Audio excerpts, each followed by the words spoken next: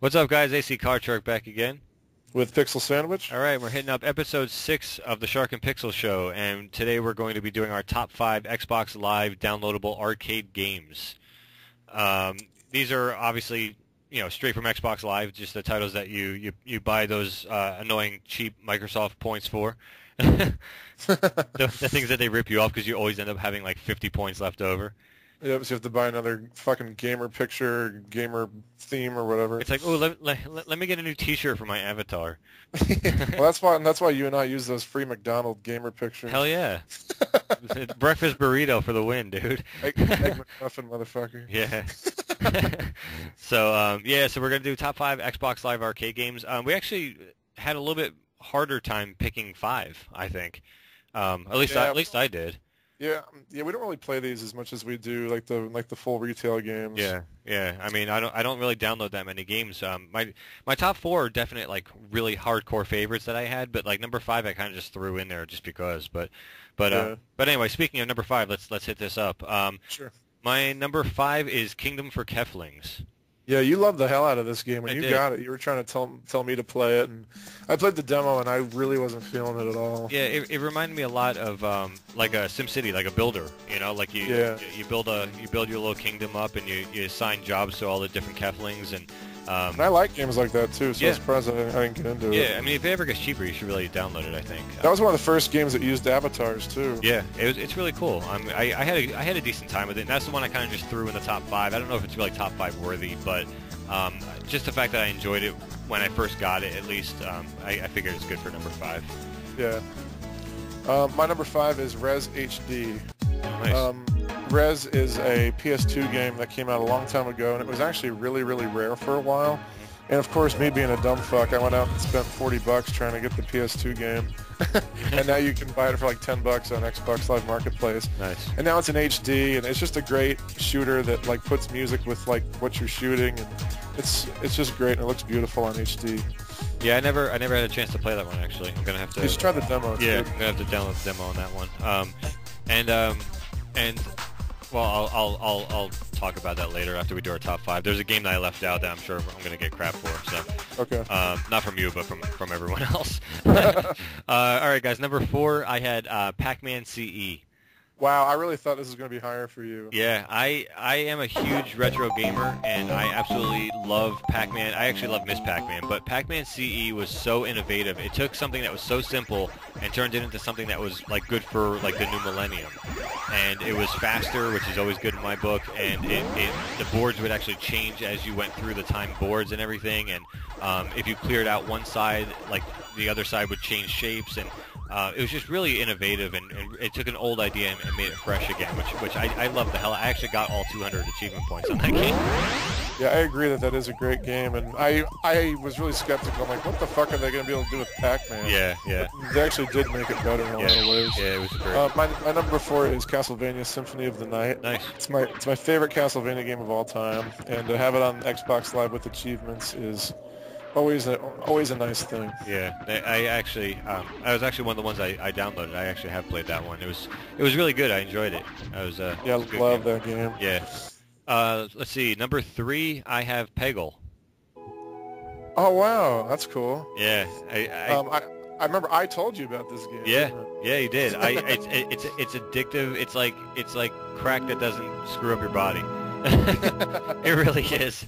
It's like Tropico. Huh? It is. It's like it's the Tropico of Xbox Live, dude. It's just like for those of you I guess who've never played it, it's you have this like little cannon and you shoot little like marbles or balls out of it, and there's a whole board of pegs, and there's orange pegs and what was it, blue, purple? Yeah, blue and orange. Yeah, blue and orange, and you just basically had to clear out the pegs basically, and it's kind of like a Japanese pachinko machine. Exactly. Yeah, mixed with like pinball and like Plinko from Price is Right.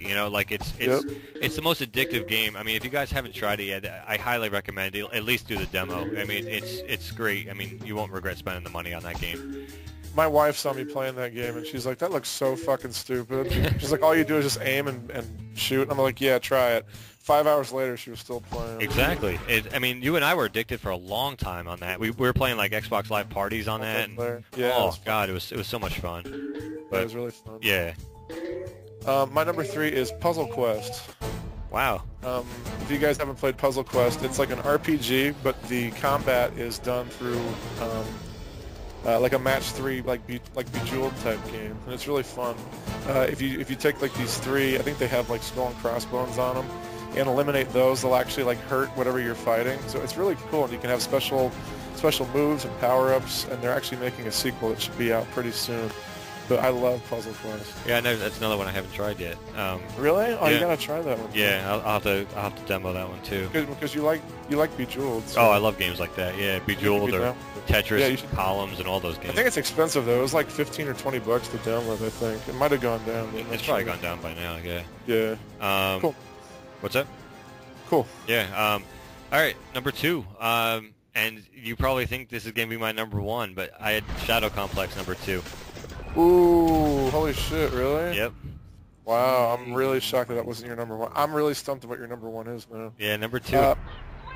Go ahead and talk about it a little bit. Yeah, I really, I didn't know what to make of this game at first, and I tried the demo first because there was a lot of hype around surrounding this game when it came out and stuff, and so I wanted to see what all the talk was about. And you know, it's basically like a side-scrolling 2D, like an old school, like left to right Nintendo game, but it adds the 3D elements in, so like some of your enemies could actually be in the distance, and you can actually shoot in the distance and kill them, even though you can't physically walk there.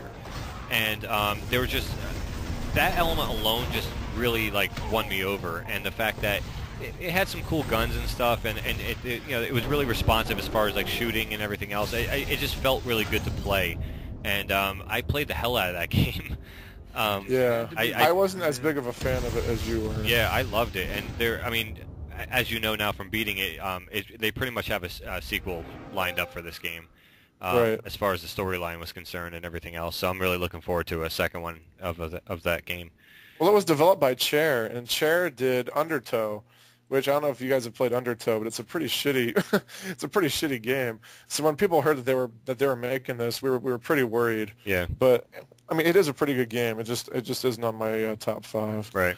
Number 2 for me is Monkey Island. Nice. It's one of my favorite PC games of all time. I know you agree with me. Absolutely. On that. And when the both of us heard that they were making it for Xbox Live, we pretty much just came in our pants instantly. Pretty much.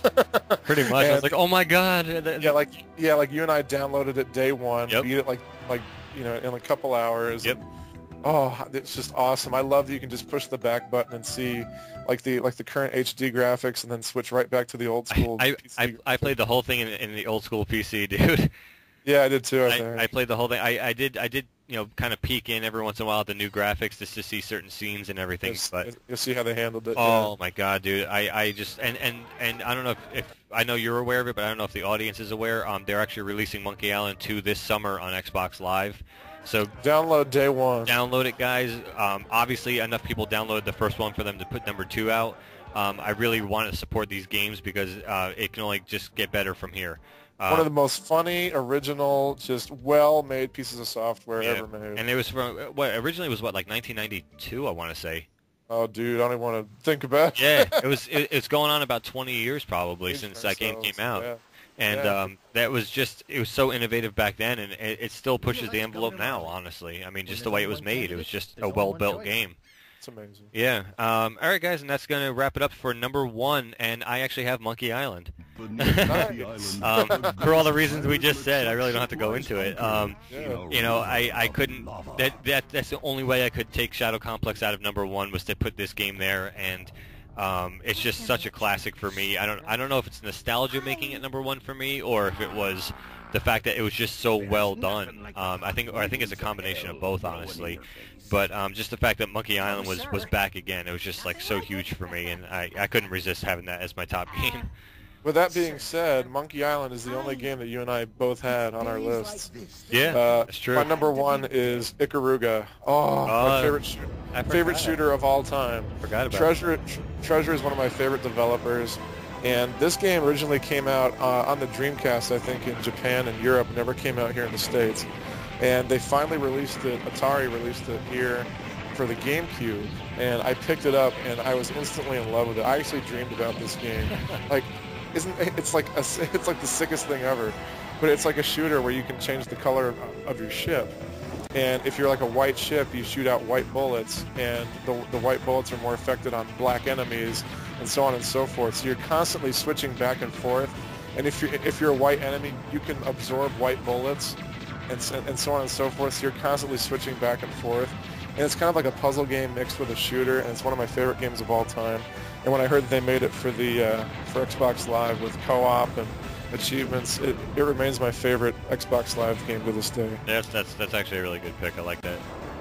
That's a good one. I love it. Yeah, well, that's it, guys. That's going to wrap it up for our top 5 Xbox Live arcade games. We actually had a different list this time, which was really awesome. I actually kind of like that. So, but stay tuned, guys. We're going to have a lot more reviews and a lot more top 5 lists coming. So until next time, guys, this is AC Card Shark. And Pixel Sandwich. All right, take care, guys. Late.